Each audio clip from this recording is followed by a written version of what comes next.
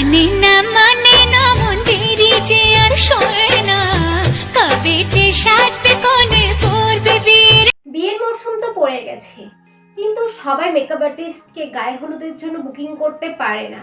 তো তারা সুন্দর করে কিভাবে নিজেরাই রেডি হয়ে যাবে সেই ভিডিওটাই কিন্তু আজকে দেয়া রইল। তো সবাই কিন্তু ভিডিওটা দেখবে, একদম স্কিপ করবে না, কারণ খুব সহজভাবে আমি বুঝিয়েছি আজকে এই ফুল মেকআপ টিউটোরিয়ালটা। তো আশা করি তোমাদের ভালো লাগবে অ্যান্ড অনেকটাই হেল্প হবে। তো চলো, আর বেশি আজকে একদমই কথা বলবো না, কারণ ভিডিওটা দেখতে হবে। তো চলো ভিডিও দেখা যাক। আজকের মেকআপটা রেখেছি আমি গায়ে হলুদের ওপর। তো ফার্স্টে সবার প্রথমে আমাদের ফেসটাকে কিন্তু ভালো করে ক্লিন করতে হবে মেকআপ করার আগে। তো আমি একটা ওয়াইপস দিয়ে ভালো করে কিন্তু পুরো ফেসটাকে ক্লিন করে নিলাম। এরপর ইউজ করতে হবে টোনার। টোনারের জন্য আমি ইউজ করছি ডাবর গোলাবরি রোজ ওয়াটার। তোমাদের কাছে যেটা আছে তোমরা সেটা ইউজ করবে। এরপর ইউজ করছি নিভিয়া সফট ময়েশ্চারাইজার।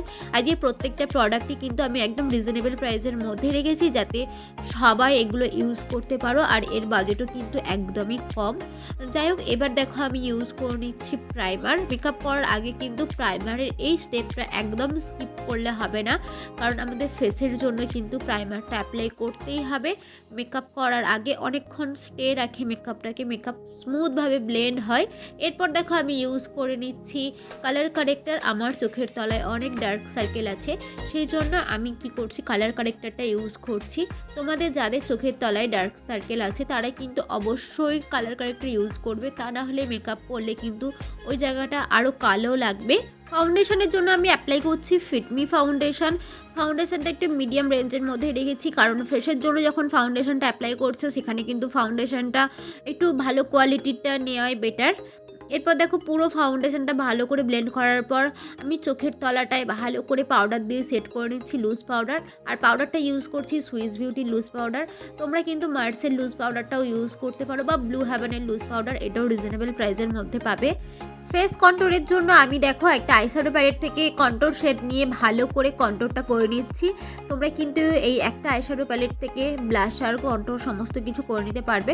এরপর আমি নোজ কন্ট্রোলটা করে নিলাম। এরপর সেম প্যালেটটা থেকে একটা পিঙ্ক কালারের সেট নিয়ে কিন্তু আমি ব্লাশারও অ্যাপ্লাই করে নিচ্ছি। তোমরা যারা বিগিনার্স আছো, এত প্রোডাক্ট কিনতে পারছো না, তারা কিন্তু এইভাবে একটা আইশ্যাডো প্যালেট দিয়েই করে নিতে পারো।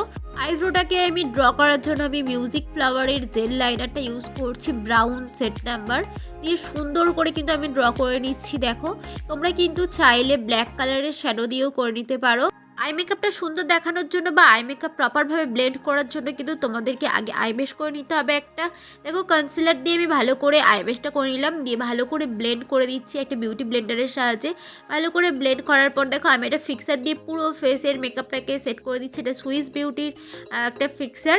ভালো করে ড্রাই হয়ে যাওয়ার পর কিন্তু আই মেকআপটা আমি স্টার্ট করে দিলাম। আই মেকআপ স্টার্টের জন্য ফার্স্টে আমি দিচ্ছি এটা রেড কালারের একটা শেড নিয়ে ভালো করে ব্লেন্ড করছি। ব্লেন্ড কিন্তু সুন্দর করে করতে হবে, একটু টাইম নিয়ে আই মেকআপটা করবে, দেখবে টাইম নিয়ে আই মেকআপ করলে কিন্তু খুব সুন্দরভাবে আই মেকআপটা হয়। এরপর একটা মেরুন কালারের শেড নিয়ে কিন্তু ক্রিজ লাইন বরাবর আমি সুন্দর করে ব্লেন্ড করে দিচ্ছি। দেখো এখন আই মেকআপটা দেখতে কতটা সুন্দর লাগছে। এরপর আই বল বরাবর আমি এটা কনসিলার দিয়ে ভালো করে কিন্তু ক্লিন করে নিচ্ছি, কারণ ওই জায়গাটায় আমি একটা আলাদা অন্য কালার দেব। তো সেই জন্য সেই কালারটা যাতে সুন্দরভাবে বোঝা যায়, সেই জন্য আমি কিন্তু ওই জায়গার কালারটা ক্লিন করে দিলাম। যেটা ক্লিন ব্রাশের সাহায্যে কিন্তু আমি ভালো করে ব্লেন্ড করে দিচ্ছি, যাতে আলাদা আলাদা কালার বোঝা না যায়। এই হলুদ কালারটা কিন্তু আমি আঙুল দিয়ে অ্যাপ্লাই করছি, যাতে সুন্দরভাবে ব্লেন্ড হয়ে যায় আর সুন্দর কালারটা বোঝাও যায়। এরপর দেখো চোখের নিচের মেকআপটা বাকি রয়ে গেল, ওপরে তো হয়ে গেল। লোয়ার লাশ লাইনেও আমি সেম একটা মেরুন শেড নিয়ে কিন্তু ব্লেন্ড করে দিচ্ছি, আর ইয়েলো দুটো শেড নিয়ে। এরপর কাজল অ্যাপ্লাই করছি মিউজিক ফ্লাওয়ারের জেল লাইনার ব্ল্যাক কালারের।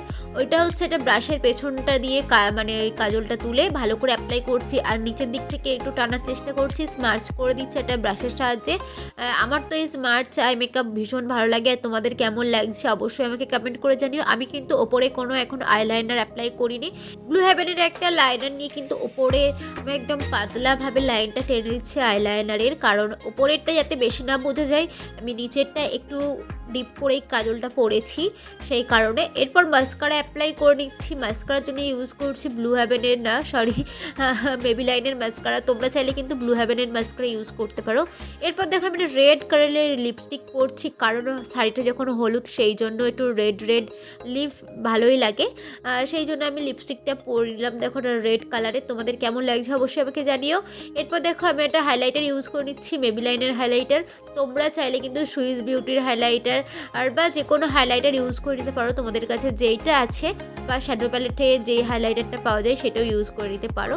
এরপর আমি আইব্রোয়ে দেখো হাইলাইট করে নিচ্ছি সুন্দর করে, একটা রেড কালারের টিপও পরে নিচ্ছি।